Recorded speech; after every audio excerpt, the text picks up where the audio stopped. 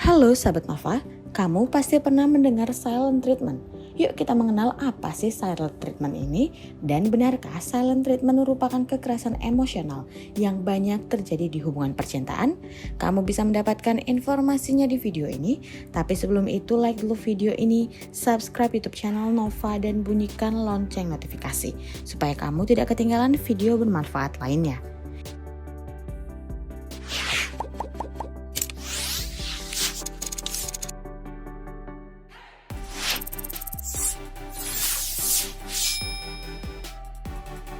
Jika mendengar kekerasan pada perempuan, mungkin yang terbayang di pikiran berupa luka fisik. Ya, kebanyakan orang beranggapan kekerasan merupakan suatu tindakan dengan unsur paksaan yang menyebabkan luka secara fisik. Padahal, tindakan penolakan dan mengabaikan seseorang atau yang biasa disebut silent treatment ternyata termasuk dalam kategori kekerasan pada perempuan loh. Sahabat Nova mungkin pernah mengalami pasangan atau sahabat yang saat ada masalah memilih untuk diam dan ingin sendiri dengan dalih menenangkan diri padahal masalah belum terselesaikan. Selain itu, cara tersebut juga dilakukan pelaku dengan alasan diam akan lebih baik daripada saling beradu argumen. Namun, tindakan pengabaian ini termasuk perilaku kasar pada perempuan secara emosional. Dalam hubungan, perlakuan diam ini terjadi saat salah satu pasangan menahan diri di tengah pertengkaran dan menolak melanjutkan diskusi dengan cara apapun. Siapa sangka tindakan pengabaian di tengah pertengkaran dengan segala alasannya yang membuat pasangan atau orang dekat merasa khawatir merupakan termasuk tindakan kekerasan pada perempuan. Mirisnya, kebanyakan orang yang menjadi korban silent treatment ini tidak menyadari jika mereka telah mengalami kekerasan secara emosional. Sementara sebagian pelaku dari silent treatment mampu bersikap cuek dengan tidak memberikan tanggapan berarti terhadap perasaan yang dimiliki korbannya.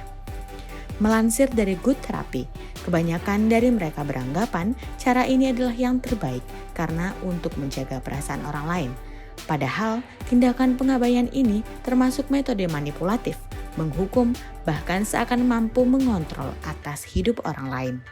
Pada dasarnya, mayoritas orang tentu akan mengatakan mereka begitu benci terhadap perlakuan diam jika dibanding dengan penghinaan atau teriakan. Karena dengan seseorang meluapkan bagaimana emosinya, setidaknya akan membuat orang di dekatnya tahu apa yang ada di pikiran pelaku silent treatment. Selain itu, keheningan yang begitu dingin dalam sebuah hubungan hanya akan memperkuat perasaan rentan dan ketakutan pada korban. Lebih lanjut lagi, tindakan pengabaian ini terkadang juga dikaitkan dengan individu yang memiliki ciri kepribadian narsistik. Sebagaimana sebelumnya yang sudah dijelaskan, tindakan silent treatment termasuk perilaku kasar pada perempuan sehingga pelaku dapat disebut sebagai abuser atau jika terjadi pada hubungan pasangan, hal ini layak dinilai sebagai toxic relationship.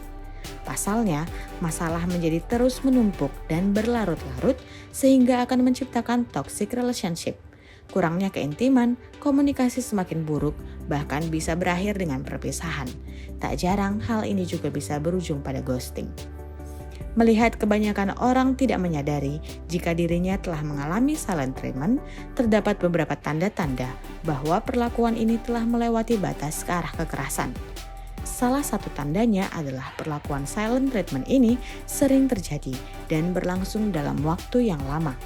Selain itu, perlakuan ini ditujukan sebagai hukuman, bukan untuk menenangkan diri dan memperbaiki hubungan.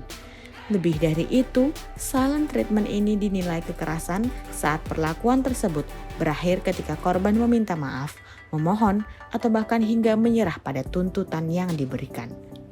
Perlakuan silent treatment ini tentu saja memberikan dampak bagi orang yang mendapatkan perlakuan tersebut. Beberapa dampak yang dialaminya dapat berupa bingung atau ketakutan, marah, merasa dikucilkan, merasa tidak dihargai atau dicintai, frustasi, dan kewalahan menghadapi masalah tersebut. Faktanya, hal tersebut hanya termasuk dampak jangka pendek.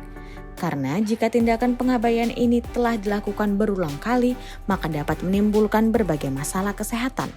Dikutip dari halaman Healthline, terdapat sebuah penelitian yang menunjukkan bahwa korban akan merasa dikucilkan sehingga dapat mengurangi self-esteem dan rasa saling memiliki. Lebih lanjut lagi, silent treatment ini dapat membuat korban merasa seperti tidak memiliki kendali atas diri sendiri. Namun, efek ini cenderung terasa jika pelaku silent treatment merupakan seseorang yang dekat dengan korban dan menjadi tindakan pengabaian hanya sebagai bentuk hukuman. Menyadari tindakan silent treatment sebagai kekerasan pada perempuan, maka bagi kamu yang biasanya melakukan orang terdekat seperti ini, setidaknya dapat secara perlahan mengurangi kebiasaan ini. Itu dia sahabat Nova, informasi mengenai silent treatment. Kamu bisa mendapatkan informasi lengkapnya di nova.id dan jangan sampai ketinggalan tabloid Nova terbaru.